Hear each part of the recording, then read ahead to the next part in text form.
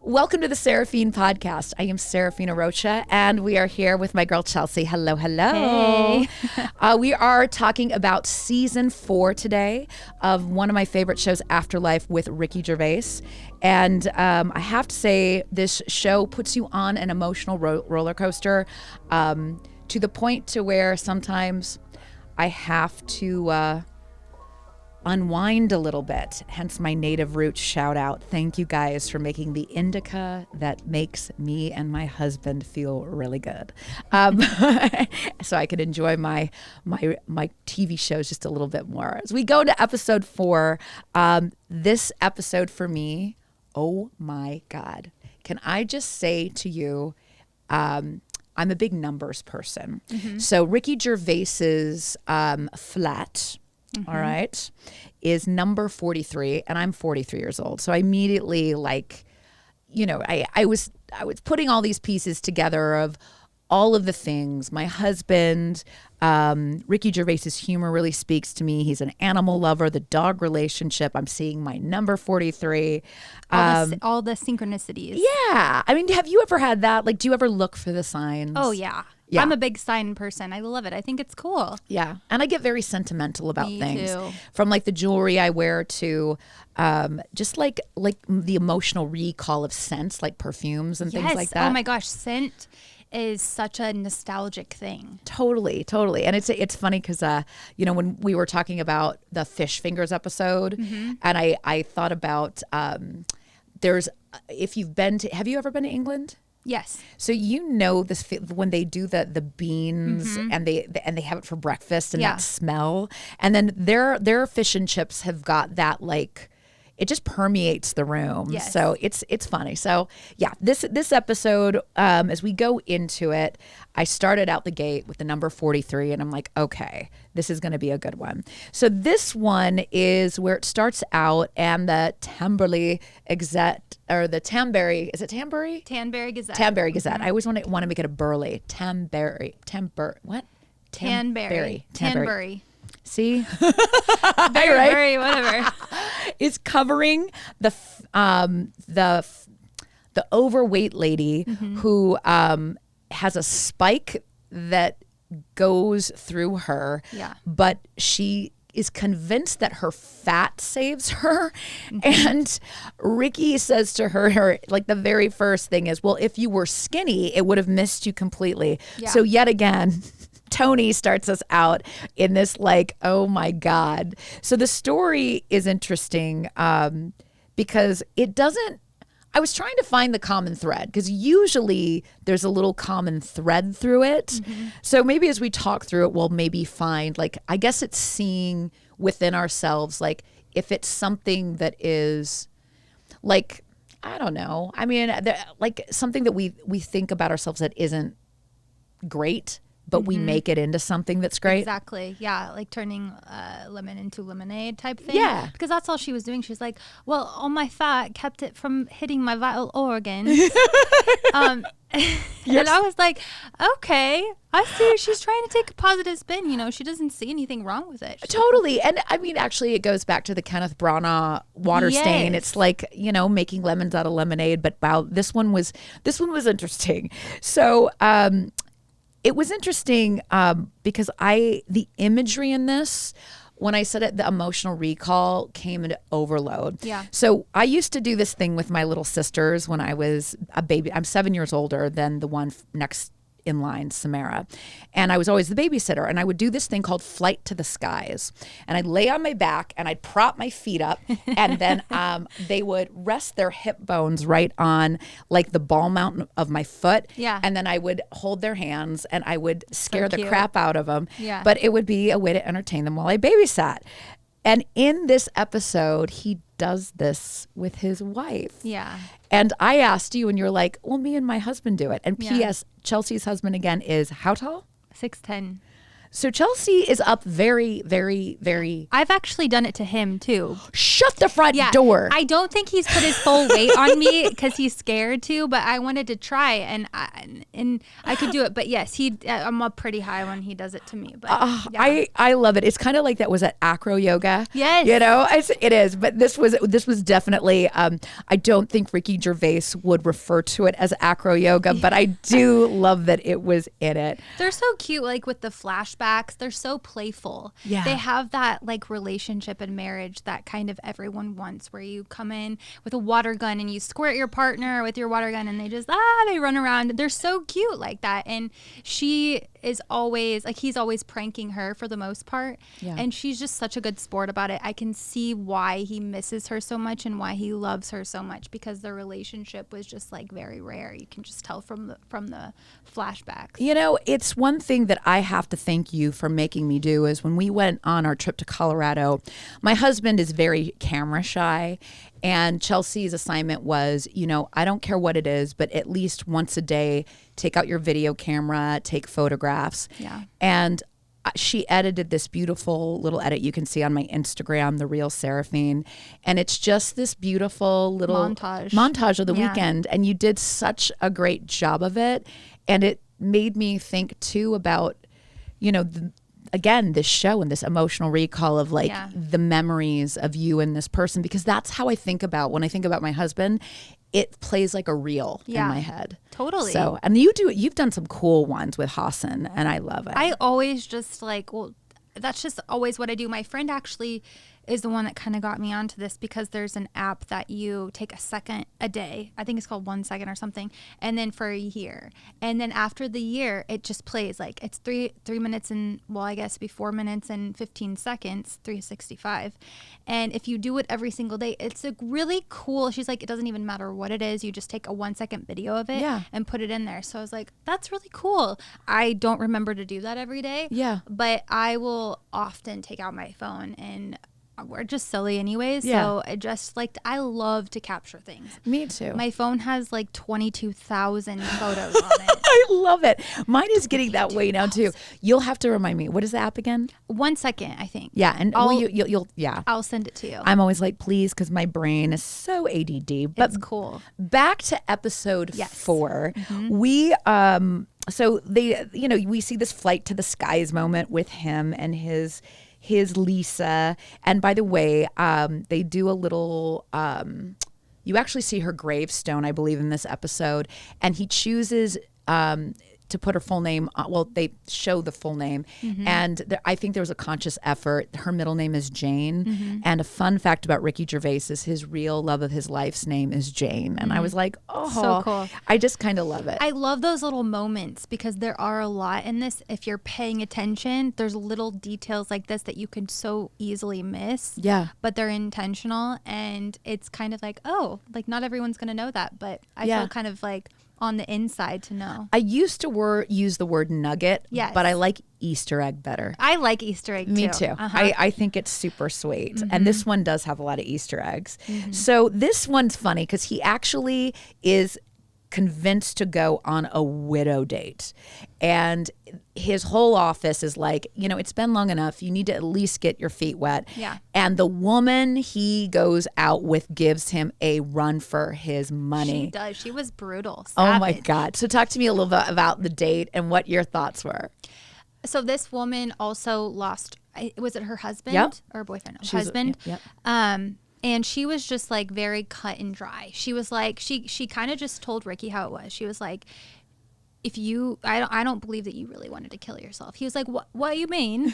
And she said, because you attempted to, like, you can easily do it. It's kind of like very morbid to talk about, is. But she talked about how her husband, how did he commit suicide? Oh my gosh, it was super intentional. I think he jumped off. Yes. Jumped off. Yeah. He jumped off. Yeah. Yep. And she was like, there was nothing could go wrong with that. He just, his head was whatever. And she did. She like literally said like squash, splat. Yeah. I mean, like the tampon joke, except this is brutal because it's not funny. Or you were like, oh my God. And the way that she was processing it, like, Ricky Gervais was like, his whole face in it was so interesting because you thought he was dry and detached. Yes. This woman is dunzo. Yeah, and she's like on her phone, like just talking about it while she's on her phone. And he's just like, okay, so they just got a drink each, and then they were on their way. But it was kind of interesting to see like the same kind of attitude that Ricky gives other people. He kind of just tells people how it is. He's super blunt. Doesn't really give any regard to how they might take it. But she did the same thing to him, and you could see him kind of have respect for it. Yeah, and then also be like, kind of see himself in the mirror. Yes. And kind of feel like what others might feel, but because he's such a bloke and you're like, God, bloke. I love he's that a bloke. word. I love that word, right? Bloke. We were talking about British words, like for instance, we were talking about, so Giovanna's wearing a shacket today, and then she looks super cute, by the way. She does. I actually borrowed it for the photo shoots from Clothes Rack, and our favorite Alina, we love you. But anyway, so we were like talking about it, and we were talking about the word shit and how they say taking a shot. You know, like a shot on that. So they just proper. I know, right? I can't help it. I have to talk in an accent. I know, me too. Even like like bloke, and I mean the word cunt. Sorry, like I normally can't say, but if I say it in a British accent, like fucking cunt. I know, I'm too many bad words. I know, beep beep beep. But yeah, it's kind of is great. Another word like is peckish. That was the word I was trying to think about earlier. Like if you're feeling a little peckish, just grab yourself a little snacky. Yeah, I love it. And they're little sandwiches. So British crumpet. Yes, I want a crumpet.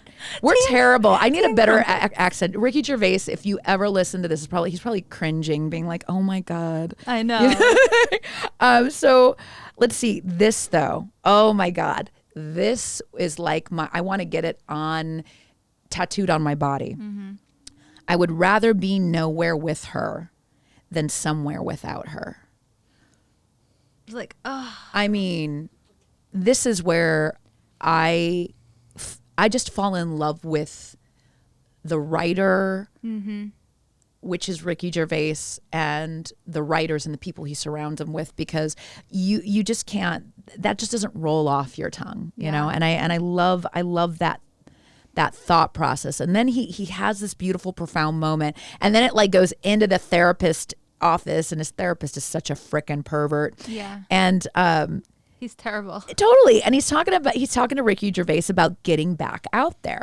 And we all have been through breakups where, let's be honest, we get into like, you know, promiscuous, like, oh girl, how many dates are you on? Like either hoe it out, man hoe, girl hoe, whatever. And the therapist says to him, he gives this awful analogy. He's like, you know, Australian mice, he's like, they fuck 100 mouses, then die. It basically rapes itself to death. I was like, what?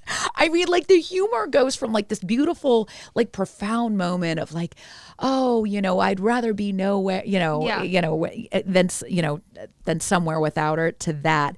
I was so like, you want to talk about emotionally like attacked? Yeah. From that to that. The therapist is so cringe, but we all know that guy. He is so cringy, but and I don't know why he still goes to him, and I honestly don't know why his brother-in-law does either, because his brother-in-law sees him too. Totally. And I'm like, why? I mean, go see someone else. Ricky's like, why do I pay you? I'm like, yeah, Ricky, why do you pay him? I want to know if that actor is wearing a wig or a toupee, because he has like a split down the middle and the hair is out. Yeah. I mean, if it's your real hair, it is epic. I mean, it's so bad, but it's bad. And he always wears turtlenecks, and but anyway, so I love how, you know, we were talking a lot about the love letter to caregivers. But then there's this beautiful scene in the graveyard again with Anne, right? Yeah. So what did you think about that? I love that scene. So Tony and Anne have this really beautiful relationship. She lost her husband. Obviously, Tony lost his wife, and they sit together on this park bench. It's like the same every episode. They're sitting there, and they always have a talk, and Anne always gives him some advice, some insight. Little nuggets of wisdom, yeah, right? Yeah, so he comes to her, and he tells her about this altercation is not the right word, but this instance with Emma, who is the caregiver. And she kind of just chuckles a little, and she's like, "Oh, I guess you could just call this your first lover's quarrel." And she says something about what does she say about? She says, "We're not just here for us, right? We're here for others." Mm-hmm. And then she says this is the one that I said I was like pondering in my mind. The thing you lost is the same thing that can stop that pain. Mm-hmm. And I was thinking about that, and I'm like, well, if I lost my husband, like if you lose him, how the heck is that going to be the same thing that stops the pain? Yeah. And then it's love. Yeah. It's not necessarily the person, it's love. Yeah. And it's one of those things where we become so fixated on a certain thing or person, and sometimes it's the emotion or the idea, I think. And It was really a beautiful moment. It was, and I think she was trying to get him to see Emma. She knew that he was seeing her that way, but he wasn't fully open to it yet because he's still attached to his wife. Yeah. So I think she's trying to like guide him to see that this person could be someone that gives him some joy.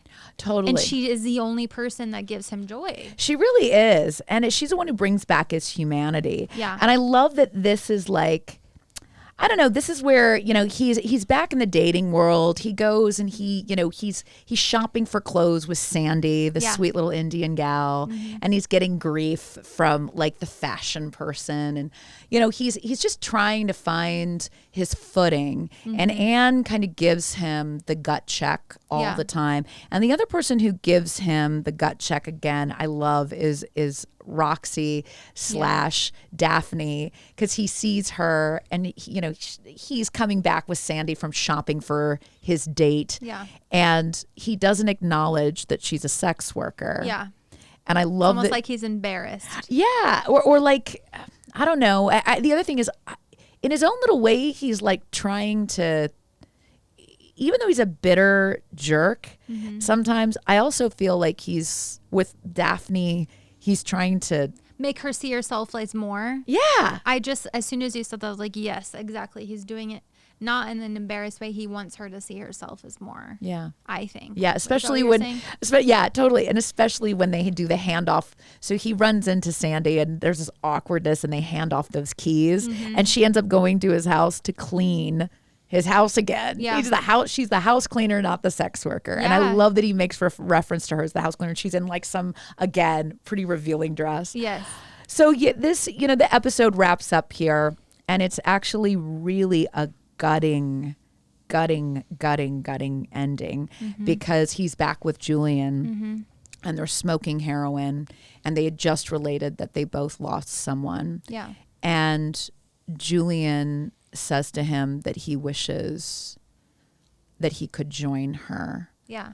And die. And it was, and there's a moment where Ricky and Julian are he's trying to tell Julian that they're exactly alike, and Julian's like, no, dude. Right. You have people who love you. Exactly. And then what happens that just like So like you said, Ricky was telling them that they were so similar, and Julian was, again, like you just said, saying like, no, we're not. Like, you have a reason to live. Like, I don't have a reason. And so Ricky let that sink in a little bit, and he said, how much would you need? Or I think he might have asked him like, well, how would you do it? He said, I would just take a bunch of drugs. And he's like, how much would you need to do? And he tells him, and then Ricky gives him the money, and it's kind of just like a moment where you kind of just like let go, and he doesn't know what he's going to do with that money. And I think when Julian starts to leave, he said, don't waste that on food. Yes. And it's a really weird moment because it's like almost assisted suicide, right. Like when the Dr. Kevorkian, when you see someone who's in so much pain. Yeah. But then it's also, it implodes in your heart because they use the song. There's a song, Youth. A Youth by Daughter. And that song just gets me, like, I even just imagining the song in that moment just makes me tear up because it is just this sense of like, you want to be better, and you're in so much pain, and like you like the sins of our father, like sins of your daughter, and you just see him give the money to Julian, and you just don't know what's going to happen. Yeah. But you have that kind of sinking know. now. Yeah. You know what's going to happen, but at the same time, you're like, is he really going to do this? Totally. The show's such an emotional roller coaster. That literally is the ending of episode 4. Mm-hmm. So we've got episode 5 coming up. I promise you some things will be happening, that the sun will shine. But again, it always does that little twist to the heart. Thank you for joining us as we dish about Ricky Gervais and all things afterlife on Netflix. Thanks so much.